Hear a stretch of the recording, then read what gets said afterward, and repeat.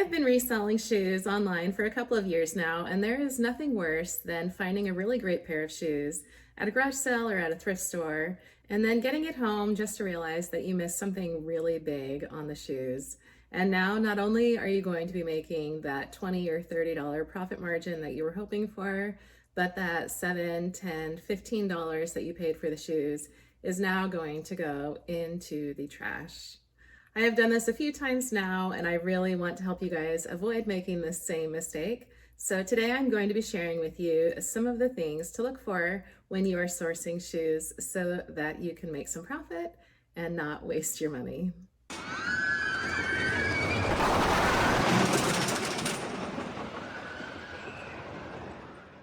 So I think as resellers that there are a lot of things that are just general that we all know to look for when we're outsourcing. When it comes to shoes, I think most people are aware that brand matters. So usually when I'm at the thrift store, I definitely am checking for the brand. Another thing that we all know to look for is style, because even if you have a good brand, sometimes the style may not be great and it still may not be a great buy. So you definitely want to check out for style. And of course, there's some styles that even in bad brands will totally flip you a profit, especially if it's like stuff from like 2000 or the 90s, because people really like those styles. Another thing, of course, that we look for is the price. Sometimes at thrift stores, they charge outrageous amounts for shoes, sometimes $20, $30, $40, and there is just not a profit margin on that sometimes. And so you have to be careful and cautious to be paying attention to how much you're paying for the shoes as well. And then, of course, there's the condition of the shoes. I think everybody knows to look them over and to make sure they're not excessively dirty, that there's no holes in the material, that, the tread isn't super worn down. These are all basic things that we're looking for because nobody wants to buy a totally beat, run-down pair of shoes. But even after checking all four of these things, there are still some things that with shoes can be a little bit sneaky and are still really easy to miss and can make it so that you are not able to sell the shoes. I know that for me, one of the things that I am not very good at looking for is the size on the shoes. Recently, I went to a Goodwill that was just opening. So it was a big grand opening sale, and there were a lot of people in the store, and there were a couple of other people that were buying shoes. And you could tell that they were reselling them because they had their carts totally full and then some. And so I was trying to go really fast. And unfortunately in this trip, I ended up with like 3 pairs of shoes that I ended up having to throw away because I was just going too fast and I was not slowing down to pay attention. And unfortunately, when you are going and sourcing, sometimes that's the case because we all don't have thousands of hours to sit at thrift stores or garage sales and to stew over and look at every teeny little thing. And so sometimes it's bound to happen that you're going to miss some things. But one of the things that I'm guilty of missing frequently is to check for the size. So like on these Skechers that I picked up recently, these shoes are really great. They look like they were hardly worn. And so I just saw them and thought, awesome, Skechers do fairly well. But yeah, they just don't have anywhere on these little straps. I guess they could have put it right here, and maybe it was at some point, but like I said, they were hardly worn. But yeah, at least for me, I cannot find any kind of size marking on these. So while this doesn't make them unsellable, it does make it quite a bit harder to sell them. I can go and I can compare the soles to other shoes to try to get an idea. With these ones, I actually put it on and they're pretty close to my size. And so I'm fairly confident that they're probably an 8 or an 8.5.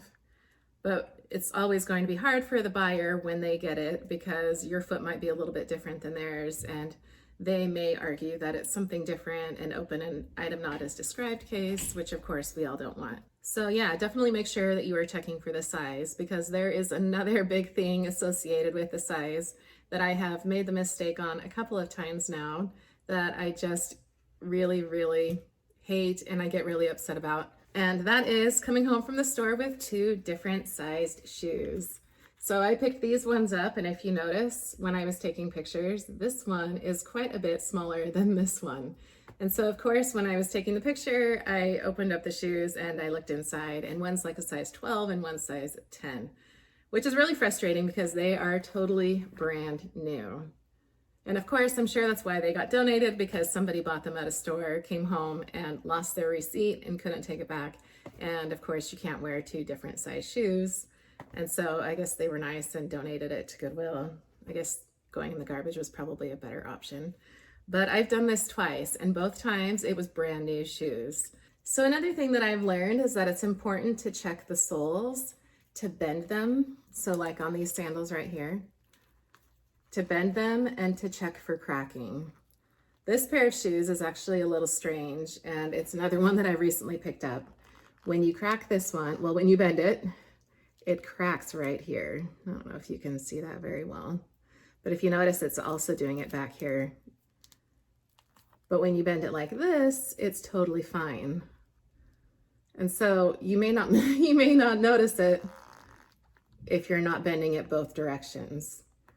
But yeah, really frustrating. This is another one that I think I'm not even going to sell. I still think that there is some use left in these, but I think that it would be too risky to get negative feedback to actually use these. But if you notice on these, they look like they're brand new. I did some research on Echo, and I don't know about their sandals, but I've read some really bad stuff about their dress shoes, that their dress shoes, the soles are just like crumbling to pieces, like as people walk around. It really sounds horrible. So definitely watch out for Echo dress shoes.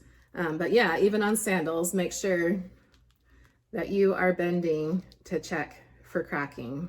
So this is another one that I've gotten. This one is actually a pair of Crocs. And if you notice, you bend it, and this one is really bad because it has fully cracked through the whole sole. And of course, these have to go in the trash.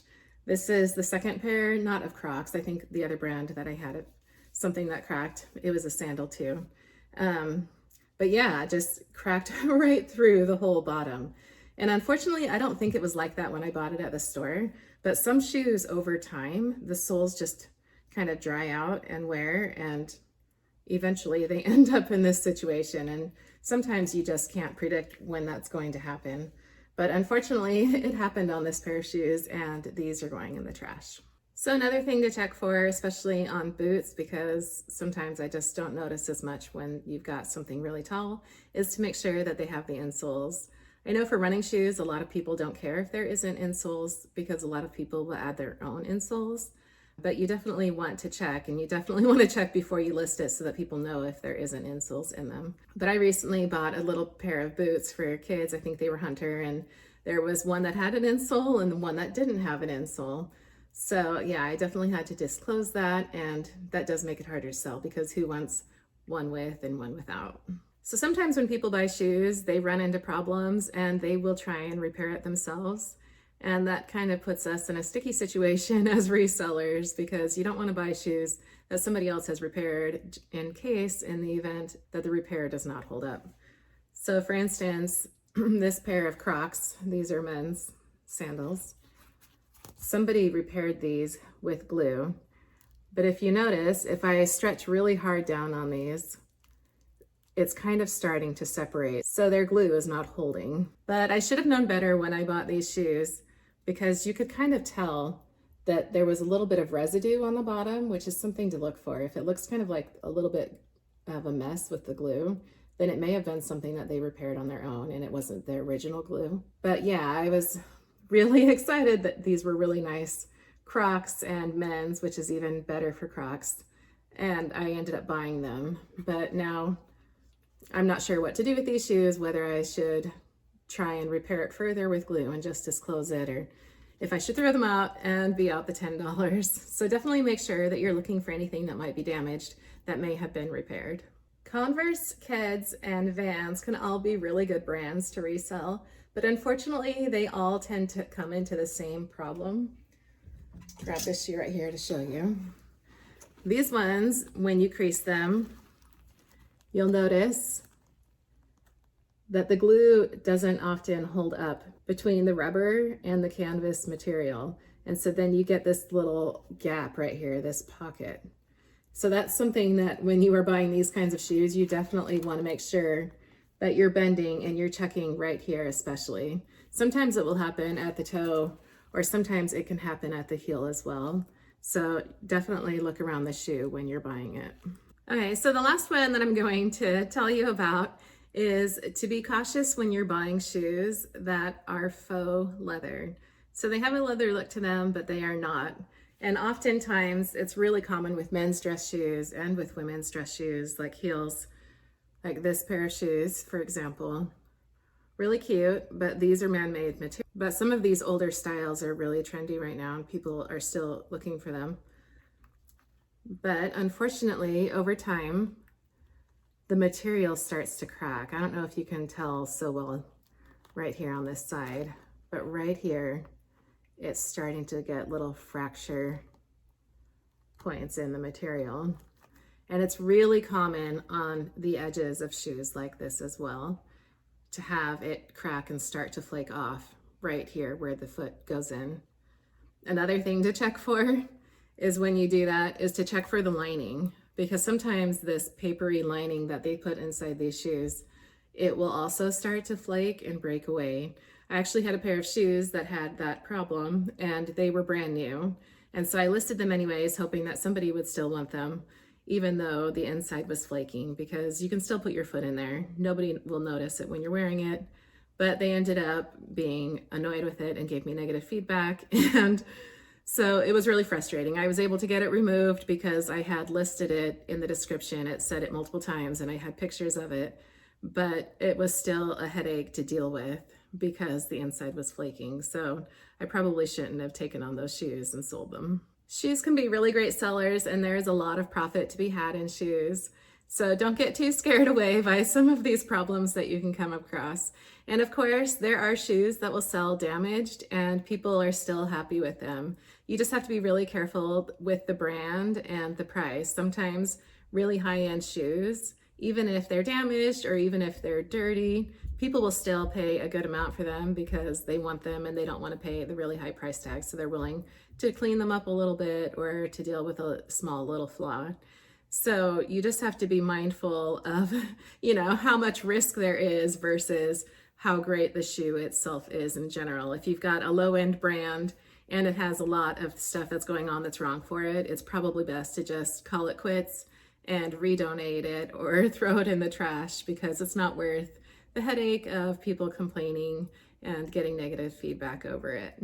So hopefully you learned something new and some of these tips will be good for you and will help to spare you some of the pain that I have caused myself by not checking for these different things. If you did learn something new, I would love if you would like this video, and if you enjoy reselling content, be sure to subscribe to my channel for more fun reselling videos.